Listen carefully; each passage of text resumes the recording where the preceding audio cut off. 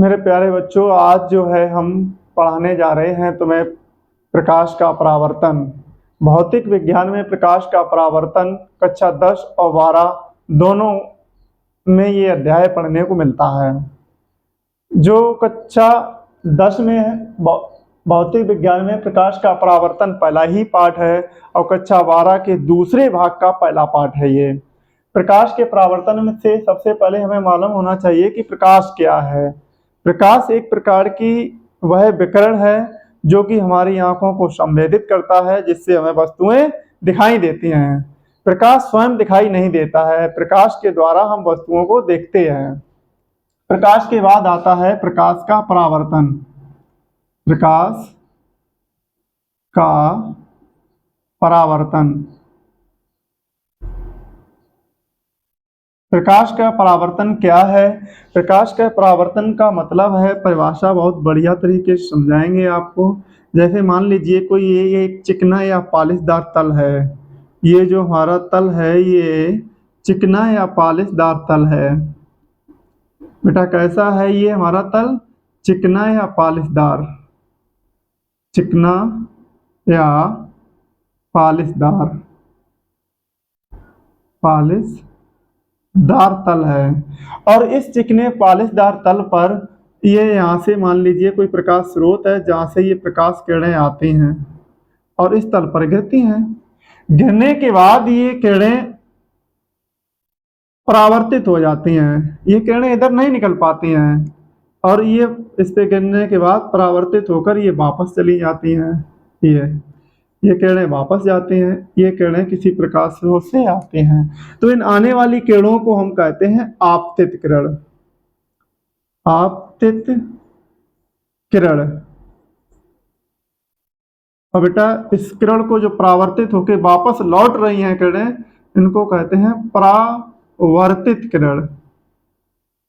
वर्तित किरण। परावर्तित किरण। और जो है ये हमारा आपतन बिंदु है, इसी आपतन बिंदु से जब हम ये एक अभिलंब डाल देते हैं, ये है हमारा अभिलंब। अभिलंब। ये अभिलंब जो है आपतित किरण और परावर्तित किरण के जो बीच के इस भाग को दो भागों में बांट देता है। दो भागों में बांट देता है। जैसे देखो बेटा, प्रकाश का परावर्तन क्या होता है? प्रकाश का परावर्तन होता है कि जब प्रकाश की किरणें किसी चिकने या पॉलिशदार तल पर गिरती हैं तो उनका अधिकांश भाग परावर्तित होकर वापस लौट जाता है। प्रकाश के वापस लौटने की इस घटना को प्रकाश का परावर्तन कहते हैं। जब ये आने वाली किरणें जो हैं जब प्रकाश की किरणें किसी चिकने या पॉलिशदार पर गिरती हैं तो उनका अधिकांश भाग परावर्तित होकर वापस लौट जाता है। इस किरणों के वापस लौटने की इस घटना को ही प्रकाश का परावर्तन कहते हैं। अब बेटा बात आती है कि जो प्रकाश का परावर्तन कहते हैं, इसके नियम कितने होते हैं? प्रकाश के परावर्तन के नियम, इसके नियम भी दो होते हैं, क्योंकि यहाँ दो घटनाएं हैं। एक तो घटना ये है कि आपतित किरण, परावर्तित किरण, अभिलंब तीनों एक ही तल में है। पहले नियम क्या है कि आपतित किरण तथा परावर्तित किरण एवं अभिलंब तीनों एक ही तल में होते हैं। दूसरा नियम है, जैसे ये अभिलंब हमने डाला तो ये दो भागों में बट गया, एक ये कोण बना और एक ये कोण बना। इस आने वाली किरण को इसको कहते हैं आपतन कोण। आपतन कोण। और आपतन कोण को आई से प्रदर्शित करते हैं और इसको कहते हैं परावर्तन कोण। परावर्तन कोण, इसको हम आर से प्रदर्शित करते हैं। तो दूसरा नियम हो गया कि आपतन कोण और परावर्तन कोण दोनों आपस में बराबर होते हैं। फिर एक बार देख लीजिए परिभाषा को यहाँ। जैसे प्रकाश का परावर्तन किसे कहते हैं? प्रकाश का परावर्तन कहते हैं कि जब आपतित किरण, आने वाली किरणें किसी चिकने या पॉलिशदार पर, किसी प्रकाश स्रोत से प्रकाश किरणें किसी चिकने या पॉलिशदार तल पर गिरती हैं तो उनका अधिकांश भाग परावर्तित होकर वापस लौट जाता है। इस घटना को प्रकाश का परावर्तन कहते हैं। प्रकाश के परावर्तन के दो नियम होते हैं। इसमें पहला नियम क्या है? आपतित किरण, परावर्तित किरण तथा अभिलंब तीनों एक ही तल में होते हैं। दूसरा नियम है कि आपतन कोण तथा परावर्तन कोण दोनों आपस में बराबर होते हैं। ये रहा हमारा प्रकाश का परावर्तन। प्रकाश के परावर्तन के बाद दूसरी हेडिंग आती है हमारे इसमें प्रतिबिंब। कि प्रतिबिंब क्या होता है? प्रतिबिंब क्या होता है?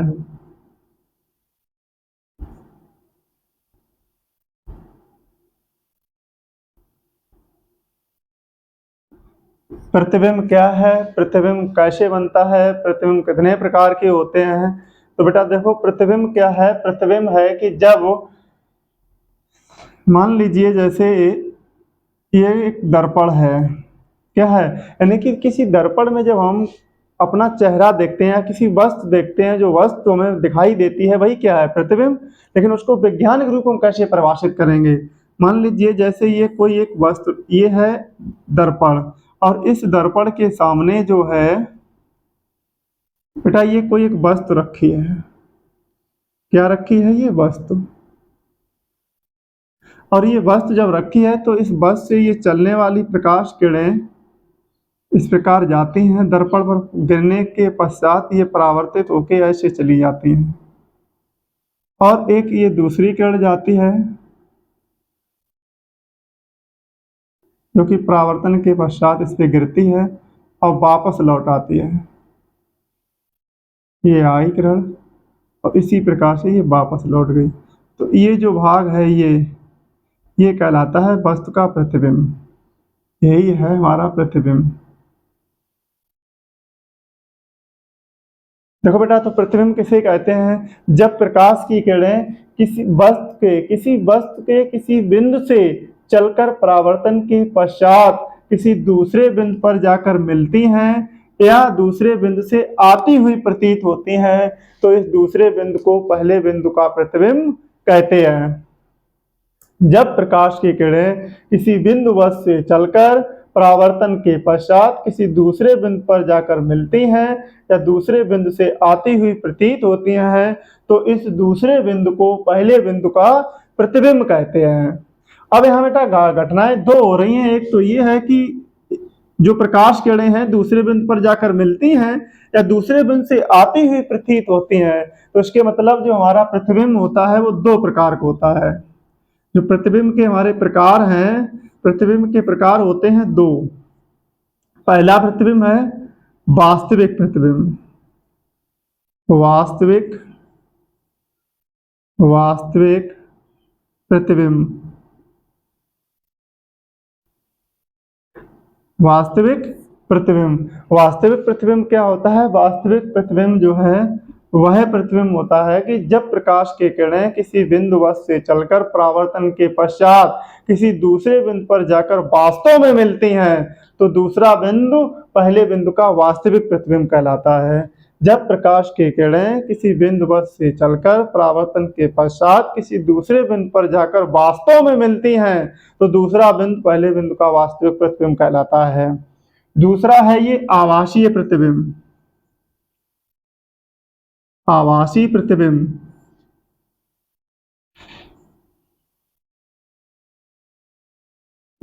आभासीय प्रतिबिंब क्या होता है? आभासीय प्रतिबिंब जब प्रकाश की किरणें किसी बिंदु वस्तु से चलकर परावर्तन के पश्चात दूसरे बिंदु से आती हुई प्रतीत होती हैं, तो उस बिंदु तो वह दूसरा बिंदु पहले बिंदु का आभासीय प्रतिबिंब कहलाता है। ये हुआ आभासीय प्रतिबिंब। तो ये रहा हमारा प्रतिबिंब। चाहे प्रतिबिंब किसे कहते हैं? प्रतिबिंब कहते हैं जब प्रकाश की किरणें किसी बिंदु वस्तु से चलकर परावर्तन के पश्चात किसी दूसरे बिंदु पर जाकर वास्तव में मिलती हैं या दूसरे बिंदु से आती हुई प्रतीत होती हैं, तो इस दूसरे बिंदु को पहले बिंदु का प्रतिबिंब कहते हैं। प्रतिबिंब हमारा दो प्रकार का होता है, जिसमें पहला है वास्तविक प्रतिबिंब। वास्तविक प्रतिबिंब किसे कहते हैं? जब प्रकाश की किरणें किसी बिंदु वस्तु से चलकर परावर्तन के पश्चात किसी दूसरे बिंदु पर जाकर वास्तव में मिलती हैं, तो दूसरा बिंदु पहले बिंदु का वास्तविक प्रतिबिंब कहलाता है। और जब प्रकाश की किरणें किसी बिंदु वस्तु से चलकर परावर्तन के पश्चात किसी दूसरे बिंदु से आती हुई प्रतीत होती हैं, तो उस दूसरे बिंदु को पहले बिंदु का आभासीय प्रतिबिंब कहते हैं। प्रतिबिंब के बाद आता है हमारा गोलीय दर्पण।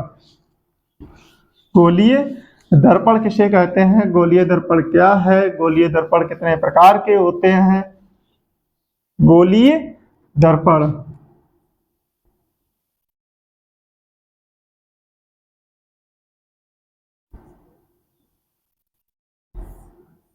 देखो बेटा, गोलीय दर्पण क्या होता है? जैसे ये मान लीजिए, ये जो है एक कांच का खोखला गोला है। ये क्या है? कांच का खोखला गोला, और इसको ये बीच से काट दिया जाए। जब हम इसको बीच से काटते हैं तो ये इस प्रकार दो भागों में विभाजित हो जाता है। दो भागों में विभाजित हो जाता है, तो इसके मतलब कि ये दर्पण जो गोलीय दर्पण दो ही प्रकार के होते हैं। अब जैसे गोलीय दर्पण कहते किसे हैं? ये इसको हमने काट दिया, इसके जो है हमने अगर इस एक भाग पर कलई या लाल ऑक्साइड का लेप कर दिया, कलई या लाल ऑक्साइड,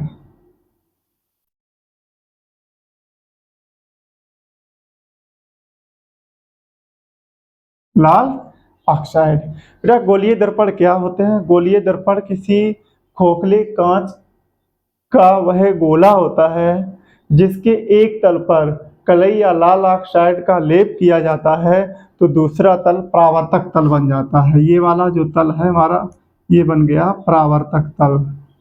परावर्तक तल, परावर्तक तल। अब यहाँ से समझ लो, जैसे हमने इस पे लेप किया तो इसका ये वाला भाग परावर्तक तल बना। अगर मान लीजिए हमने जो है इसके इस वाले वाले तल पे हमने ये लेप किया कलई या लाल ऑक्साइड का, तो इसका ये वाला भाग जो है ये परावर्तक तल बनेगा। परावर्तक तल। और जब इस पे किया है कलई या लाल ऑक्साइड का लेप हम करते हैं, तो इसका ये जो दबा हुआ भाग है ये होता है परावर्तक तल। परावर्तक। तो बेटा, गोलीय दर्पण किसे कहते हैं? गोलीय दर्पण किसी कांच के खोखले गोले का कटा हुआ वह भाग होता है जिसके एक तल पर कलई या लाल ऑक्साइड का लेप किया जाता है, तो दूसरा तल परावर्तक तल बन जाता है। गोलीय दर्पण हमारे दो प्रकार के होते हैं। गोलीय दर्पण के जो प्रकार हैं ये दो प्रकार के होते हैं, जिसमें पहला प्रकार है अवतल दर्पण। अवतल दर्पण। और दूसरा है उत्तल दर्पण।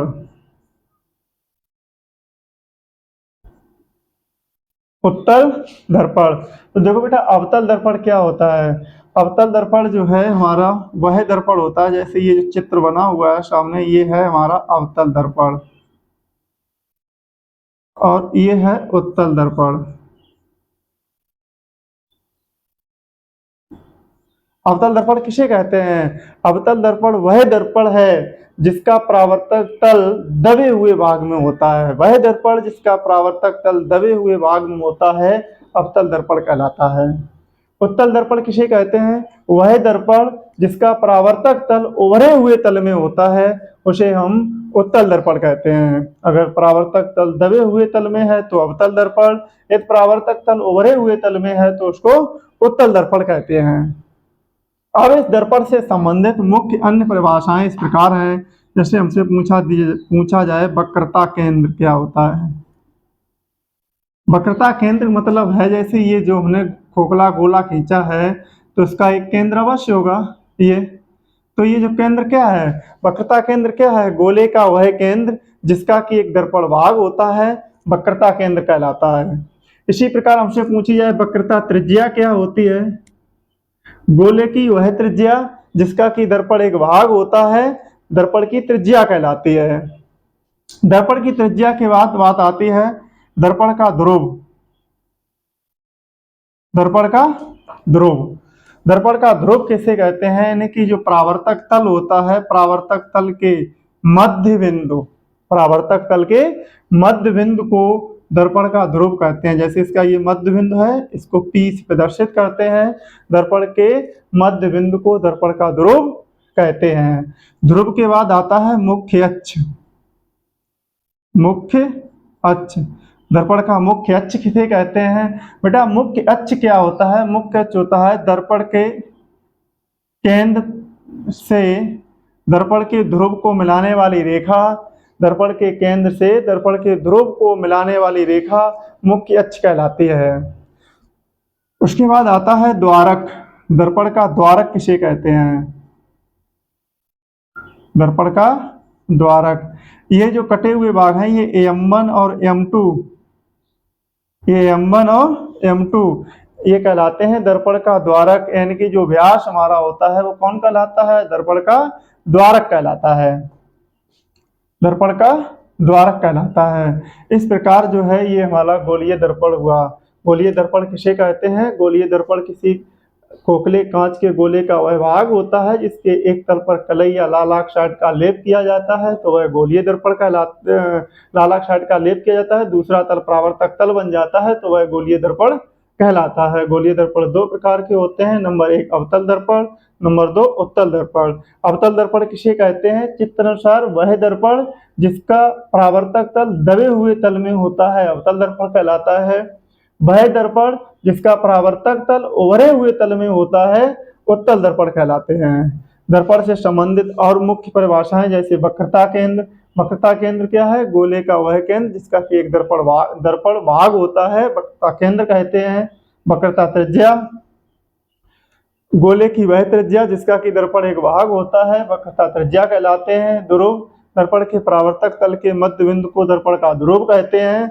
मुख्य अक्ष, दर्पण के केंद्र तथा ध्रुव को मिलाने वाली रेखा मुख्य अक्ष कहलाती है। उसके बाद द्वारक, ये M1 और M2 या कह सकते हैं जो इसका व्यास होता है ये यही कहलाता है दर्पण का द्वारक। इसके बाद हमें आगे पढ़ने को मिलेगा कि अवतल दर्पण या उत्तल दर्पण द्वारा प्रतिबिंब बनाना, कि अवतल दर्पण के सामने वस्तु को कहाँ पर रखा जाए, इसका प्रतिबिंब कहाँ बनेगा। प्रतिबिंब जो है हमारा वास्तविक होगा कि आभासीय होगा, सीधा होगा या उल्टा होगा। ये जो है अवतल दर्पण से द्वारा बनने वाले प्रतिबिंब वस्तु को हम कहाँ पे रखेंगे तब उसका प्रतिबिंब कहाँ बनेगा। फिर उत्तल दर्पण द्वारा बनने वाले प्रतिबिंब वस्तु को रखने पर कैसा प्रतिबिंब बनता है, कहाँ बनता है। बेटा जो प्रतिबिंब अवतल दर्पण द्वारा बनते हैं अधिकतर केवल एक ही कंडीशन ऐसी है जहां पर अवतल दर्पण द्वारा प्रतिबिंब आभासीय और सीधा बनता है। बाकी जो है वस्तु को रखने पर अवतल दर्पण में ज्यादातर जो प्रतिबिंब बनते हैं वो वास्तविक उल्टे बनते हैं, वास्तविक और उल्टे बनते हैं, जबकि उत्तल दर्पण द्वारा प्रतिबिंब सीधे और आभासीय बनते हैं। इनके बारे में जो है आगे हम आपको बताएंगे कि अवतल दर्पण के सामने वस्तु को हम कहाँ रखें कि इसका प्रतिबिंब वास्तविक उल्टा वस्तु से छोटा या बड़ा बने, और कौन सी एक ऐसी कंडीशन होगी जब हम अवतल दर्पण के सामने वस्तु को रखें तो उसका प्रतिबिंब आभासीय और सीधा बनेगा। इन सारी चीजों को जो है हम आगे ले दिन पढ़ाएंगे। आज के लिए यहीं तक रखते हैं।